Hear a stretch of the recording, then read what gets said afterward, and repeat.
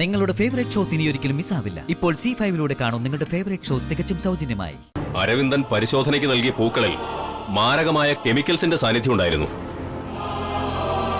ആ പൂക്കളിൽ വിഷം സ്പ്രേ ചെയ്തത് ഇവളാണെന്ന് അറിയാമായിരുന്നിട്ടും വിശാലിന്റെ റൂമിൽ അത് കൊണ്ടുവച്ചത് ജാസ്മിനും ജെതിനുമാണെന്ന് വരുത്തി തീർക്കാൻ അരവിന്ദൻ ശ്രമിച്ചു.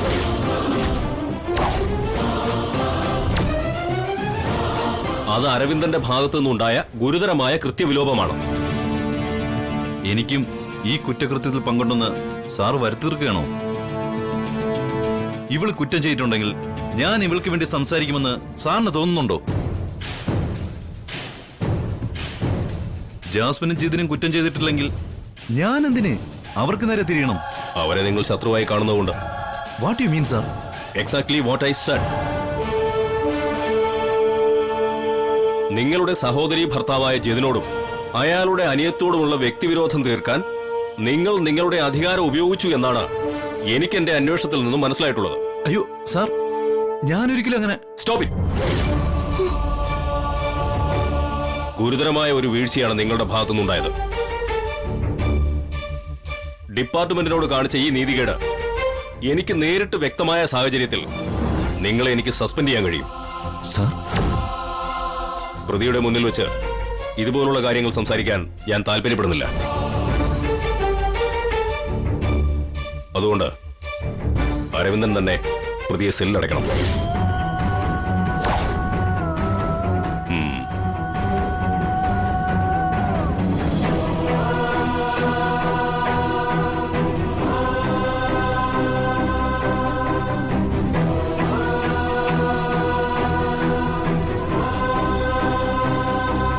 ഈ വിലം കഴിക്കും.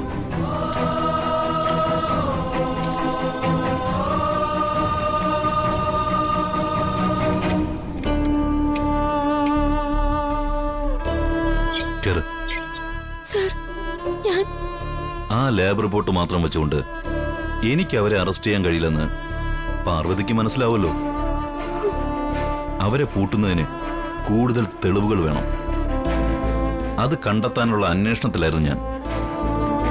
അതിനിടയിലാ DSP സാറിനെ അവര് കളത്തിലിറക്കിയത്. ബുദ്ധി പ്രഭാവതിയുടേത്. സാറിനെ കണ്ട് സംസാരിച്ചത് പ്രതാപനും. അതൊന്നും സാരമില്ല സർ. ഇതും ഉദയന്നൂരമ്മ എന്റെ തലയിൽ എഴുതി വെച്ചിട്ടുണ്ടാവും. സാർ എന്നെ സഹായിക്കാൻ ശ്രമിച്ചിട്ടുണ്ട്. അത് ഞാൻ ഒരിക്കലും മറക്കില്ല. സാർ എനിക്ക് വേണ്ടി ആരോട് സംസാരിക്കണ്ട. ഞാൻ കാരണം സാറിന് ഒരു കുഴപ്പവും സംഭവിക്കാൻ പാടില്ല. ഞാൻ തന്നെ പാർവതിയെ സെല്ലടയ്ക്കാൻ പറഞ്ഞപ്പോ DSP സാർ എന്നോട് പക തീർക്കുന്നത് പോലെയാണ് എനിക്ക് തോന്നുന്നത്. സാറ് വിഷമിക്കൊന്നും വേണ്ട. സാറിന്റെ ജോലിയല്ലേ ചെയ്യുന്നത്. സാറ് എനിക്കൊരു സഹായം ചെയ്തു തന്നാ മതി. എന്താ ഞാൻ ചെയ്യേണ്ടത്? വിശാൽ സാറ് ആശുപത്രിയിൽ ICUയിൽ കിടക്കുകയായിരുന്നു. എന്നെ ഇങ്ങോട്ട് കൊണ്ടുവന്നപ്പോ വിശാൽ സാറ് വീട്ടിലേക്ക് പോകുന്നത് ഞാൻ കണ്ടതാ. എന്നെ പോലീസ് പിടിച്ചത് വിശാൽ സാർ അറിഞ്ഞിട്ടുണ്ടാവും. വീട്ടിലെത്തിയ വിശാൽ സാറിനെ കൊല്ലാൻ നോക്കിയതിന് എന്നെ പോലീസ് കൊണ്ടുപോയി എന്നായിരിക്കും എല്ലാവരും പറഞ്ഞിട്ടുണ്ടാവുക. ഞാൻ ഒരു തെറ്റും ചെയ്തിട്ടില്ലെന്ന് സാറ് വിശാൽ സാറിനോടൊന്ന് പറയണം.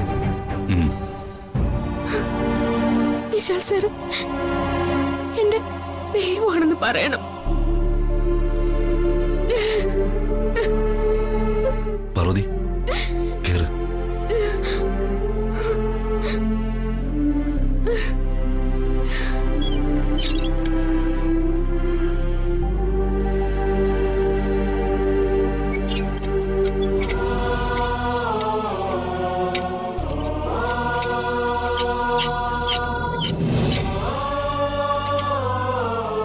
സർജറിക്ക് തുല്യമായ അവസ്ഥയില് ICUയിൽ കിടക്കുകയാണ് വിശാൽ.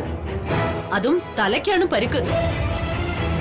അങ്ങനെയുള്ളവൻ ഡിസ്ചാർജ് ചെയ്തു വരുമ്പോ ഒരു കാരണവശാലും അവന്റെ മനസ്സ് വിഷമിപ്പിക്കാൻ പാടില്ല. വിശാൽ ബ്രോയ്ക്ക് ഒരു ടെൻഷനും കൊടുക്കാതെ നോക്കണമെന്ന് തന്നെയാ എന്റെയും ആഗ്രഹം. ആ വഴിയുണ്ട്. അമ്മയും ജാസ്മിനും കൂടെ പോയി പാർവതിയെ കൂട്ടിക്കൊണ്ടുവാ. പാർവതിക്ക് പകരം മറ്റൊരു പ്രതിയെ ഡിവൈഎസ്പിക്ക് കൊടുക്കേണ്ടി വരും. ജാസ്മിന്റെയും ജതിന്റെയും പേര് പറയാം. വിശാൽ ബ്രോയ്ക്ക് എന്തെങ്കിലും സംഭവിച്ചു പോയാ നോക്കാൻ എല്ലാവരും ഉണ്ട്. വലിയ വലിയ ഹോസ്പിറ്റലിൽ കൊണ്ടുപോയി ചികിത്സിക്കാനുള്ള കഴിവും ഉണ്ട്. പാർവതിക്കാ ഒന്നും ഇല്ലാത്തത്, ആരും ഇല്ലാത്തത്. അതുകൊണ്ട് ഞാൻ പരിഗണിക്കുന്നതേ പാർവതിയാ.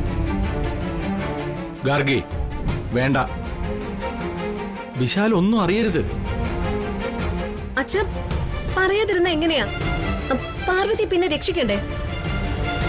ഗാർഗി, മുതിർന്നവര് പറയുന്നത് അനുസരിക്കാൻ പഠിക്കും. ഗോപിയേട്ടനോട് തർക്കുത്തരം പറയുകയല്ല വേണ്ടത്.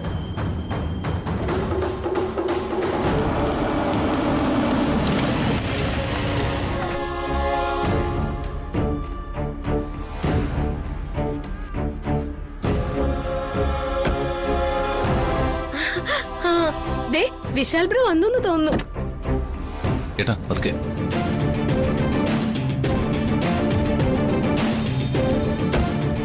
ഏയ്, എന്നെ പിടിക്കൊന്നും വേണ്ട, എനിക്ക് കുഴപ്പമൊന്നുമില്ല.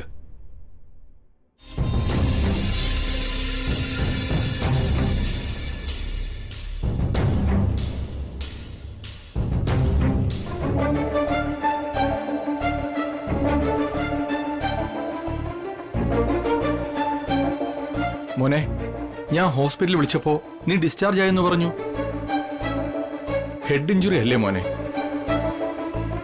നിനക്ക് കുറച്ചു ദിവസം കൂടി ഹോസ്പിറ്റലിൽ കിടന്നൂടായിരുന്നു? പെട്ടെന്ന് ഇങ്ങോട്ട് വരണമെന്ന് തോന്നി.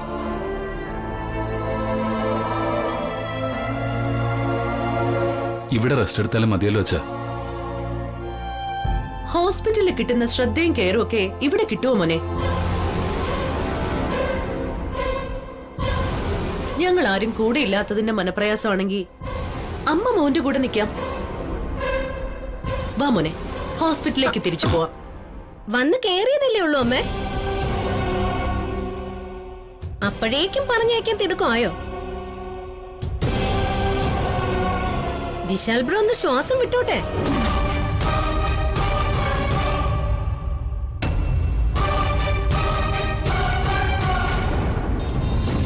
പാർവതിയെ പോലീസ് അറസ്റ്റ് ചെയ്തത് വിശാൽ ബ്രോ അറിയാതിരിക്കാനുള്ള സൂത്രം.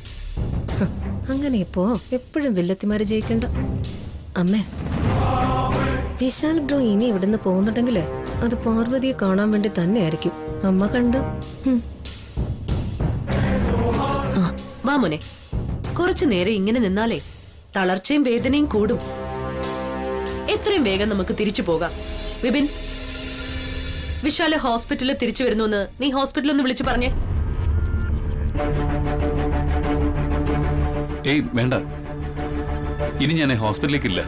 പാർവതി എവിടെ? ഡൗൺലോഡ് ചെയ്യൂ C5 ആപ്പ്. കാണൂ എല്ലാ എപ്പിസോഡുകളും സൗജന്യമായി.